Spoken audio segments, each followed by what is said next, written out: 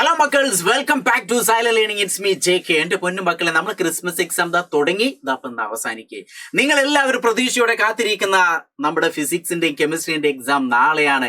അതുകൊണ്ട് തന്നെ ആ ഒരു ഫിസിക്സിന്റെ ചാപ്റ്ററിനകത്ത് മോസ്റ്റ് ഇമ്പോർട്ടന്റ് ആയിട്ടുള്ള 2 ചാപ്റ്ററുകൾ വരുന്നുണ്ട്. ഒന്ന് ലോസ് ഓഫ് മോഷൻ, ചലന നിയമങ്ങളും, മറ്റൊന്ന് എന്ന് പറഞ്ഞാൽ ബയൻ ഫോഴ്സ്, പ്ലവക്ഷമ ബലവും. ഈ 2 ചാപ്റ്ററിൽ നിന്ന് മക്കളെ നിങ്ങൾക്ക് 30 മാർക്കിന്റെ ചോദ്യങ്ങൾ നിങ്ങൾ പ്രതീക്ഷിക്കണം. അതുകൊണ്ട് തന്നെ ഈ 2 ചാപ്റ്ററിൽ നിന്നും 30 മാർക്ക് നേടാനുള്ള ചോദ്യങ്ങൾ മാത്രമായിട്ടാണ് ഞാൻ നിങ്ങളുടെ മുന്നിലേക്ക് എത്തിയിരിക്കുന്നത്. അപ്പൊ ഈ ചോദ്യങ്ങൾ മാത്രം മതി നിങ്ങൾക്ക് 30 മാർക്ക് നേടാൻ. പിന്നെ ഗ്രാവിറ്റേഷൻ എന്നുള്ളൊരു ചാപ്റ്ററിൽ നിന്ന് നമുക്കൊരു 10 മാർക്ക്, അങ്ങനെ ആകെ ടോട്ടൽ മൊത്തം 40 മാർക്ക് സ്കോർ ചെയ്യാൻ നിങ്ങൾക്കൊരു ഐഡിയ ഞാൻ പറഞ്ഞുതരാം. ഇന്ന് വൈകുന്നേരം കൃത്യം 7 മണിക്ക് നമ്മൾ ഫിസിക്സിന്റെയും കെമിസ്ട്രിന്റെയും മെഗാ മാരത്തോൺ ലൈവ് വരുന്നുണ്ട്. അപ്പൊ നിങ്ങൾ എല്ലാവരും എന്ത് ചെയ്യുക, അതിനകത്ത് പങ്കെടുക്കുക. വരാനിരിക്കുന്ന ചോദ്യങ്ങളും അല്ലെങ്കിൽ പരീക്ഷയ്ക്ക് പ്രതീക്ഷിക്കാവുന്ന രീതിയിലുള്ള പല ടൈപ്പുള്ള പ്രോബ്ലങ്ങൾ എല്ലാം നമ്മൾ പഠിച്ച് സെറ്റാക്കും. അപ്പോൾ നമുക്ക് വൈകുന്നേരം കാണാം. അതിന്റെ മുന്നേ ഞാൻ ചെറിയൊരു കാര്യം പറയട്ടെ മക്കളെ. ഈ 3 അല്ലെങ്കിൽ ഈ 3ാമത്തെ ചാപ്റ്ററും അതേപോലെ തന്നെ 5ാമത്തെ ചാപ്റ്ററും ലോസ് ഓഫ് മോഷൻ വളരെ ഇമ്പോർട്ടന്റ് ആണ്. ഇതിനകത്ത് 20 മാർക്കിന്റെ ചോദ്യങ്ങൾ വരും. ഇനി ബോയൻ ഫോഴ്സിന് നമുക്ക് ഏകദേശം ഒരു 10 മാർക്കിന്റെ ചോദ്യങ്ങൾ വരും. അങ്ങനെ 30 മാർക്ക് നേടാൻ നിങ്ങൾ റെഡിയാണോ? അങ്ങനെയെങ്കിൽ ഈ ചോദ്യങ്ങൾ മാത്രം മതി 30 മാർക്ക് നേടാൻ. അപ്പോ ഇന്ന് വൈകുന്നേരം ഞാൻ ഒന്നുകൂടെ ഓർമ്മിപ്പിക്കുന്നു, എല്ലാവരും ജോയിൻ ചെയ്യുക. നമുക്ക് നാളെ നടക്കാനിരിക്കുന്ന പരീക്ഷ സിമ്പിൾ ആക്കണം മക്കളെ. അപ്പൊ നമ്മൾ ലോസ് ഓഫ് മോഷൻ എന്നുള്ള ഭാഗത്ത് നിങ്ങൾ നിർബന്ധമായി മറിഞ്ഞിരിക്കേണ്ട ഏരിയ ഒന്ന് ഗലീലിയൻ ഒബ്സർവേഷൻ, അതായത് ഗലീലിയുടെ പരീക്ഷണങ്ങൾ വരുന്നുണ്ട്. അതിനകത്ത് 2 നിരീക്ഷണങ്ങൾ നമുക്ക് പറയുന്നുണ്ട്. ആ 2 നിരീക്ഷണങ്ങൾ നമുക്ക് അതിനെ ബേസ് ആയിട്ടുള്ള ചോദ്യങ്ങൾ ചെയ്യണം. അതോടൊപ്പം ഇനേർഷ്യ, ജഡത്വം എന്ന് കേൾക്കുമ്പോൾ തന്നെ വളരെ ഇമ്പോർട്ടന്റ് ആണ്. അതിനകത്ത് ഇനേർഷ്യ ഓഫ് റെസ്റ്റും ഇനേർഷ്യ ഓഫ് മോഷനും, അതായത് ചലന ജഡത്വവും നിശ്ചല ജഡത്വത്തിന് ഉദാഹരണങ്ങൾ തന്നിട്ട് ക്ലാസിഫൈ ഞാൻ ചോദിക്കും. അപ്പൊ അത് പഠിച്ചു വെക്കണം. പിന്നെ മാസ് ആൻഡ് ഇനേർഷ്യ, മാസ് കൂടിക്കഴിഞ്ഞാൽ ഇനേർഷ്യ കൂടുന്നു അല്ലെ, മാസ് കുറഞ്ഞു കഴിഞ്ഞാൽ ഇനേർഷ്യ ജഡത്വം കുറയുന്നു. അപ്പൊ അതും നമുക്ക് ഇമ്പോർട്ടന്റ് ആണ്. പിന്നെ ഇമ്പൾസീവ് ഫോഴ്സ്, ആവേഗ ബലവും ബലത്തിന്റെ ആവേഗം എന്നൊക്കെ പറഞ്ഞിട്ട് നമുക്ക് അവിടെ ഒരു ഇക്വേഷൻ പഠിക്കാനുണ്ട്. IUCകളുടെ F×T എന്ന് പറഞ്ഞ ഇക്വേഷൻ ഒക്കെ പഠിക്കാനുണ്ട്. പിന്നെ നമുക്ക് ഇതിനകത്ത് അപ്പൊ ഇത്രയും ഭാഗം എന്ന് പറഞ്ഞാൽ തിയറിയെ ബേസ് ചെയ്തിട്ടുള്ളതാണ്. ഇനി പ്രോബ്ലം ബേസ് ചെയ്തിട്ടുള്ളതാണ് റിസൾട്ടന്റ് ഫോഴ്സ്, പരിണിത ബലം. അത് നമുക്കൊരു 3 ടൈപ്പ് പ്രോബ്ലം ചെയ്യാനുള്ളൂ. ആ 3 ടൈപ്പ് പഠിച്ചാൽ അതിൽ ഏതെങ്കിലും ഒന്നാവും നമുക്ക് വരിക. അപ്പൊ അത് ആ 3 ടൈപ്പ് നമ്മൾ ഇന്ന് വൈകുന്നേരം ഡിസ്കസ് ചെയ്ത് പഠിക്കണം. പിന്നെ മൊമെന്റം എന്ന് കേൾക്കുമ്പോൾ അവിടെ initial momentum, final momentum, change in momentum, rate of change of momentum അല്ലെ, അതായത് ആദ്യ മൊമെന്റം, അന്ത്യ മൊമെന്റം, പിന്നെ മൊമെന്റ് വ്യത്യാസം, മൊമെന്റ് വ്യത്യാസത്തിലുള്ള നിരക്ക്, അതിന്റെ ഒക്കെ ഇക്വേഷനും അതിന്റെ ഒക്കെ പ്രോബ്ലങ്ങളും അതിന്റെ ഒക്കെ യൂണിറ്റുകളും പഠിക്കണം. പിന്നെ ന്യൂട്ടന്റെ 3rd ലോ ഓഫ് മോഷൻ, അതിനകത്ത് നിങ്ങൾക്ക് എപ്പോഴും ചിത്രങ്ങളോ അല്ലെങ്കിൽ ചെറിയ പോയിന്റുകൾ തന്നിട്ട് ആക്ഷൻ ഏതാണ്, റിയാക്ഷൻ ഏതാണ്, ബലം ഏതാണ്, പ്രതിഫലം ഏതാണ്, ഇങ്ങനെയൊക്കെ കണ്ടെത്താൻ വരുള്ളൂ. അപ്പൊ ഇത്രയും കാര്യങ്ങൾ നമ്മൾ 3rd ചാപ്റ്ററിൽ പഠിക്കണം മക്കളെ, ഓർത്തു വെക്കണം. ഇതിനെ ബേസ് ചെയ്തിട്ടുള്ള എല്ലാ പ്രോബ്ലങ്ങളും നമ്മൾ എന്ത് ചെയ്യുന്നു, ചെയ്യും. ഇനി അടുത്ത ബോയൻ ഫോഴ്സ്, പ്ലവക്ഷമ ബലം, ലാസ്റ്റ് ചാപ്റ്റർ എന്ന് പറഞ്ഞാൽ ഈസിയാണ്. ഈ ചാപ്റ്ററിനകത്ത് ഫസ്റ്റ് നമുക്ക് പ്രോബ്ലം പഠിക്കാനുണ്ട്. അതായത് എങ്ങനെയാണ് ബോയൻസി കാൽക്കുലേറ്റ് ചെയ്യുക. അപ്പൊ അങ്ങനത്തെ ഒരു പ്രോബ്ലം ചെയ്യണം, ഒരൊറ്റ ഇക്വേഷൻ മാത്രമേ ഉള്ളൂ. പിന്നെ അതിനകത്ത് അടുത്ത വരുന്നത് നമുക്ക് ആർക്കിമിഡീസ് പ്രിൻസിപ്പിളും പ്രിൻസിപ്പിൾ ഓഫ് ഫ്ലോട്ടേഷനും, അതായത് ആർക്കിമിഡീസ് തത്വവും അതേപോലെ തന്നെ പ്ലവന തത്വവും. ഒരു കപ്പൽ എന്ത് ചെയ്യുന്നു, വെള്ളത്തിൽ പൊങ്ങിക്കിടക്കുന്നു, എന്നാൽ ഇരുമ്പ് പോലത്തെ ആണി വെള്ളത്തിൽ താഴ്ന്നു പോകുന്നു. അപ്പൊ ഇതിനൊക്കെ ബേസ് ചെയ്തിട്ടുള്ള പ്രിൻസിപ്പിൾ ഓഫ് ഫ്ലോട്ടേഷൻ എന്നുള്ള ഭാഗമാണ്. പിന്നെ റിലേറ്റീവ് ഡെൻസിറ്റി എന്ന് പറയുമ്പോൾ നമുക്ക് അവിടെ പാലിന്റെ പരിശുദ്ധി കണ്ടെത്താനും അതേപോലെ തന്നെ വെള്ളത്തിന്റെ സാന്ദ്രത കണ്ടെത്താനൊക്കെ ഉപയോഗിക്കുന്ന ഹൈഡ്രോമീറ്ററും ലാക്ടോമീറ്ററിനെ ബേസ് ചെയ്തിട്ടും അതിനെ ബേസ് ചെയ്തിട്ടുള്ള പിക്ചർ ബേസ് ചെയ്തിട്ടുള്ള പ്രോബ്ലങ്ങളൊക്കെ നമ്മൾ ചെയ്യും. അപ്പൊ നിങ്ങൾ റെഡിയാണോ? അങ്ങനെയെങ്കിൽ ഇതാ നോക്കിക്കോളും, നമുക്കൊരു ചോദ്യത്തിലേക്ക് കിടക്കാം. ചോദ്യത്തിലേക്ക് കിടക്കുന്നതിന് മുന്നേ നമുക്ക് എന്തെങ്കിലും ടോട്ടൽ ഇക്വേഷനും അതിന്റെ യൂണിറ്റ് ഒക്കെ അറിഞ്ഞിരിക്കണം. അപ്പൊ ജസ്റ്റ് നമുക്കൊന്ന് പെട്ടെന്ന് ഓടിച്ച് പറയാം. മക്കൾ എല്ലാവരും കൂടെ ശ്രദ്ധിച്ചു. എന്താണ് ഫോഴ്സ്, ബലം. ആ ബലത്തിന്റെ ഇക്വേഷൻ കേൾക്കുമ്പോൾ നമ്മൾ സെക്കൻഡ് അല്ലെങ്കിൽ ഈ ഒരു ചാപ്റ്ററിനകത്ത് ന്യൂട്ടന്റെ 2nd ലോ ആണ്. ഏതാണ്? ന്യൂട്ടന്റെ 2nd ലോ ആണ് വരുന്നത്. ആ ന്യൂട്ടന്റെ 2nd ലോ വരുന്നത് നമുക്ക് ഇക്വേഷൻ എന്ന് പറഞ്ഞാൽ F=ma. ഇതാണ് നമ്മൾ ഇക്വേഷൻ. ഇതിന്റെ യൂണിറ്റ് എന്ന് പറഞ്ഞാൽ മാസിന്റെ unit kilogram, ത്വരണത്തിന്റെ unit metre second square. അപ്പൊ എഫിന്റെ യൂണിറ്റ് കിലോഗ്രാം, എയുടെ യൂണിറ്റ് മീറ്റർ/സെക്കൻഡ് സ്ക്വയർ. അപ്പൊ കിലോഗ്രാം മീറ്റർ/സെക്കൻഡ് സ്ക്വയർ. ഇതാണ് ഫോഴ്സിന്റെ യൂണിറ്റ്. ഓർത്തേക്ക്, ഇമ്പോർട്ടന്റ്. അടുത്ത മൊമെന്റം എന്ന് പറഞ്ഞാൽ ഇനീഷ്യൽ മൊമെന്റം വരും, ഫൈനൽ മൊമെന്റം വരും, ചേഞ്ച് ഇൻ മൊമെന്റം എന്നൊക്കെ വരും. അപ്പൊ മൊമെന്റം കാണാൻ ഇക്വേഷൻ P=m×v. ഇതാണ് നമ്മൾ ഇക്വേഷൻ പറയുന്നത്. അതിന്റെ യൂണിറ്റ് എന്ന് പറഞ്ഞാൽ മാസിന്റെ യൂണിറ്റ് കിലോഗ്രാം, v വെലോസിറ്റിയുടെ യൂണിറ്റ് ആണ് മീറ്റർ/സെക്കൻഡ്.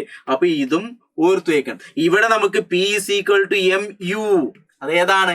ആദ്യ മൊമെന്റം എന്നൊക്കെ പറയാം അല്ലേ, അങ്ങനെ പറയാം. ഇനി final momentum p is equal to M V എന്ന് പറയാം. ഇത് തമ്മിൽ മൈനസ് ചെയ്യുമ്പോൾ എന്തായി?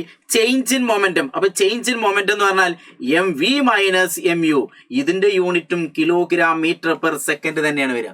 ഇനി rate of change of momentum എന്ന് പറഞ്ഞാൽ m V minus M U by t. അതായത് rate of change of momentum, moment വ്യത്യാസത്തിന് നിരക്ക് എന്ന് കേട്ടാൽ ടൈമിനെ കൊണ്ട് ഹരിക്കുക എന്നാണ് ഉദ്ദേശിക്കുന്നത്. അപ്പൊ ഇങ്ങനത്തെ പ്രോബ്ലങ്ങളൊക്കെ നമുക്ക് ചെയ്യണം. അപ്പൊ M V minus M U by T. ഇതിന്റെ യൂണിറ്റ് എന്ന് പറഞ്ഞാൽ മക്കളെ പ്രത്യേകിച്ച് kilogram metre per second square എന്നാണ്. ഇനി അടുത്ത് ഇമ്പൾസ് പറഞ്ഞാൽ I is equal to F into T. ഇതിന്റെ യൂണിറ്റ് ന്യൂട്ടൺ സെക്കൻഡ് എന്നാണ്. അപ്പൊ ഇത്രയും ഇക്വേഷനും അതിനെ ബേസ് ചെയ്തിട്ടുള്ള പ്രോബ്ലങ്ങളും ഇതിനെ ബേസ് ചെയ്തിട്ടുള്ള തിയറികളൊക്കെ നമ്മൾ എന്ത് ചെയ്യുന്നു? വൈകുന്നേരം കൃത്യം 7 മണിക്ക് എന്ത് ചെയ്യും? നമ്മൾ ഡിസ്കസ് ചെയ്യും. അപ്പൊ നിങ്ങൾ എല്ലാവരും വരണം. ഞാൻ അതിന്റെ ഒരു മോഡൽ മാത്രമേ കാണിച്ചു തന്നുള്ളൂ. അപ്പൊ പരീക്ഷയ്ക്ക് എപ്പോഴും ഇങ്ങനെ ഫൈൻഡ് ദ റിലേഷൻ, ശരിയായ ബന്ധം കണ്ടെത്തി പൂരിപ്പിക്കുക എന്നൊക്കെ വരും. അപ്പൊ യൂണിറ്റ് ഓഫ് മൊമെന്റ് എന്ന് പറഞ്ഞാൽ കിലോഗ്രാം മീറ്റർ പെർ സെക്കൻഡ്. അങ്ങനെ unit of impulse of force എന്ന് പറഞ്ഞാല് എന്ത് വരും? Newton second. ഇതാ അപ്പൊ നമ്മളിപ്പോ ഇവിടെ പറഞ്ഞിട്ടുള്ളൂ അല്ലെ. അപ്പൊ ഇതേപോലെയുള്ള ചോദ്യങ്ങളൊക്കെ നമുക്ക് പ്രതീക്ഷിക്കണം മക്കളെ. അപ്പൊ നമുക്ക് അടുത്ത ഒരു ചെറിയൊരു പ്രോബ്ലത്തിലേക്ക് ഇറക്കാം. വളരെ ഇമ്പോർട്ടന്റ് ആയിട്ടുള്ള പ്രോബ്ലം. ഈ ഒരു ടൈപ്പ് പ്രോബ്ലം എല്ലാ ഭാഗങ്ങളും വരെയാണ്. എല്ലാവരും മാക്സിമം കൂടെ തന്നെ ശ്രദ്ധിക്കുക. കുറഞ്ഞ സമയം എല്ലാവരും കൂടെ ശ്രദ്ധിക്കുന്നത് ഞാൻ നിങ്ങളെല്ലാവരും ആവാഹിച്ചെടുക്കുകയാണ്. ഓക്കെ ഗൈസ്, നോക്കിക്കോളൂ. ചോദ്യം ശരിക്കും വായിക്കുക. എന്താണ്? എ ബോഡി ഓഫ് മാസ് എത്രയാണ്? 100 കിലോഗ്രാം. സ്റ്റാർട്ടിങ് ഫ്രം റെസ്റ്റ് ആണല്ലേ, നിശ്ചലാവസ്ഥയിൽ നിന്നാണ് തുടങ്ങുന്നത്. നിശ്ചലാവസ്ഥയിൽ തുടങ്ങുമ്പോൾ അതിന്റെ initial velocity u equal to 0, ആദ്യ പ്രവേഗം 0 മാറുന്നു. അങ്ങനെ എന്ത് ചെയ്യുന്നു? അക്വയുടെ വെലോസിറ്റി 30 മീറ്റർ പെർ സെക്കൻഡ്. അവസാനം ഉണ്ടാകുന്ന വെലോസിറ്റി അത് ഏതാണ്? അത് v ആണെന്ന് ഓർത്തേക്കുക. v is equal to 30 metre per second. അപ്പൊ ഒരു ക്വസ്റ്റ്യൻ കിട്ടിക്കഴിഞ്ഞാൽ ഇങ്ങനെ നിങ്ങൾക്ക് എഴുതാൻ പറ്റണം മക്കളെ. അപ്പൊ നോക്കുക, അങ്ങനെ എഴുതി. ഇനി എന്താ തന്നിട്ടുള്ളത്? 4th സെക്കൻഡ് അല്ലെ. ഇൻ 4th ഇവിടെ ടൈം നമുക്ക് തന്നിട്ട് 4th സെക്കൻഡ് എന്ന് കൊടുത്തിട്ടുണ്ട്. അങ്ങനെയെങ്കിൽ ചോദ്യം എന്താണ്? 100 കിലോഗ്രാം മാസ് ഉള്ള ഒരു വസ്തു നിശ്ചലാവസ്ഥയിൽ നിന്ന് ചലനം ആരംഭിച്ച് 4 സെക്കൻഡിൽ 30 മീറ്റർ പെർ സെക്കൻഡ് ആയി മാറുന്നു അല്ലെങ്കിൽ കൈവരിക്കുന്നെങ്കിൽ ഈ വസ്തുവിന്റെ എന്തൊക്കെ കാണണം? ഇനീഷ്യൽ മൊമെന്റം കാണണം, ഫൈനൽ മൊമെന്റം കാണണം, ചേഞ്ച് ഇൻ മൊമെന്റം കാണണം, rate of change of momentum കാണണം. ഇതൊക്കെ കണ്ടെത്തണം അല്ലെ. അപ്പൊ നോക്കുക, ഇക്വേഷൻ അറിഞ്ഞാൽ ഞങ്ങൾക്ക് പെട്ടെന്ന് ചെയ്യാൻ പറ്റും. ആദ്യ മൊമെന്റ് എന്ന് പറഞ്ഞാൽ P is equal to M into U. Easy ആയിട്ട് ചെയ്തുകൂടെ? മാസ് എന്ന് പറഞ്ഞാൽ അവിടെ തന്നിട്ട് 100 കിലോഗ്രാം ഇൻറ്റു യു എന്ന് പറഞ്ഞാൽ 0. അപ്പൊ ആൻസർ എത്ര കിട്ടി? 0 കിട്ടി. ഇത്രേ ഉള്ളൂ. രണ്ടാമത്തെ എന്താണ്? What is the final momentum? Final momentum കാണാൻ പറഞ്ഞാൽ P is equal to M V എന്നാണ്. മാസ് 100 കിലോഗ്രാം ഇൻറ്റു വി എത്രയാണ് ഇവിടെ തന്നിട്ടുണ്ട്? എത്രയാണ് തന്നിട്ടുള്ളത്? 30 തന്നിട്ടുണ്ട്. അപ്പൊ ഞാൻ ഇവിടെ 30 കൊടുത്തു. അപ്പൊ 30 ഇൻറ്റു 100 എന്നാൽ 3000 കിലോഗ്രാം മീറ്റർ പെർ സെക്കൻഡ് എന്ന് എഴുതി. ഈസി അല്ലേ? ഇനി what is the change in momentum? Equation അറിയണം. അപ്പൊ എന്താണ്? M V minus M U. M V എന്ന് പറഞ്ഞാൽ 3000 കിട്ടി അല്ലെ. 3000 തന്നെ കിട്ടി. മൈനസ് യു, എം യു എന്ന് പറഞ്ഞാൽ 0. അപ്പൊ ആൻസർ എത്ര കിട്ടി? 3000 കിലോഗ്രാം മീറ്റർ പെർ സെക്കൻഡ് എന്ന് കിട്ടി. ഈസി അല്ലേ? അങ്ങനെ അവസാനത്തെ ചോദ്യം എന്താണ്? മൊമെന്റ് വ്യത്യാസ നിരക്ക് എത്ര അല്ലെ? What is the rate of change of momentum? Equation ഒന്ന് പറഞ്ഞേ, കേക്കട്ടെ, ഒന്ന് പറഞ്ഞേ. എന്താണ് equation? M V minus M U by T. അതിനാണ് നിങ്ങൾക്ക് ഇവിടെ ടി തന്നിട്ടുള്ളത്, കണ്ടില്ലേ? അപ്പൊ M V minus M U by T എന്ന് പറഞ്ഞാൽ അത് നമുക്ക് 3000 കിട്ടിയിട്ട് ബൈ ടി എന്ന് പറഞ്ഞാൽ 4 കിട്ടി. ഹരിച്ചു കഴിഞ്ഞാൽ 3000 പകുതി ആക്കിയാൽ 1500. 1500 വീണ്ടും പകുതി ആക്കിയാൽ 750. അപ്പൊ നമുക്ക് എത്ര കിട്ടി? 750 kilogram metre per second square. ഇതേ രൂപത്തിലുള്ള പല ടൈപ്പ് പ്രോബ്ലങ്ങളൊക്കെ നമ്മൾ ഇന്ന് വൈകുന്നേരം ഡിസ്കസ് ചെയ്യും. ഞാനൊരു എക്സാമ്പിൾ മാത്രം ഇപ്പൊ കാണിച്ചു തന്നുള്ളൂ. അപ്പൊ ഇതേപോലെ ഈ ചാപ്റ്ററിനകത്ത് നിങ്ങൾ നമുക്ക് ഇങ്ങനത്തെ ചോദ്യങ്ങളൊക്കെ ചെയ്യാനുണ്ട്. ഒരുപാട് ചോദ്യങ്ങളുണ്ടല്ലേ. ഇത്രയും ചോദ്യങ്ങൾ ഞാൻ നിങ്ങൾക്ക് വേണ്ടി സെറ്റ് ചെയ്ത് വെച്ചിട്ടുണ്ട്. ഈ ഒരു ചാപ്റ്ററിൽ നിന്ന് ബോയൻ ഫോഴ്സുമായി ബന്ധപ്പെട്ടുള്ള ചോദ്യങ്ങളൊക്കെ വരുന്നുണ്ട്. ഇങ്ങനത്തെ ചിത്രത്തിനെ ബേസ് ചെയ്തിട്ടുള്ള ചോദ്യങ്ങൾ വരും. അവിടെ വരുന്ന ചോദ്യങ്ങൾ എന്ന് പറഞ്ഞാൽ വസ്തുവിന്റെ വായുവിലെ ഭാരം, ജലത്തിലെ ഭാരം, പ്ലവക്ഷ ബലം എത്ര, ആദേശം ചെയ്യുന്ന ജലത്തിന്റെ ഭാരം എത്ര, ആദേശം ചെയ്യുന്ന ജലത്തിന്റെ ഭാരവും തുല്യമായാൽ എന്ത് സംഭവിക്കുന്നു, കണ്ടല്ലേ?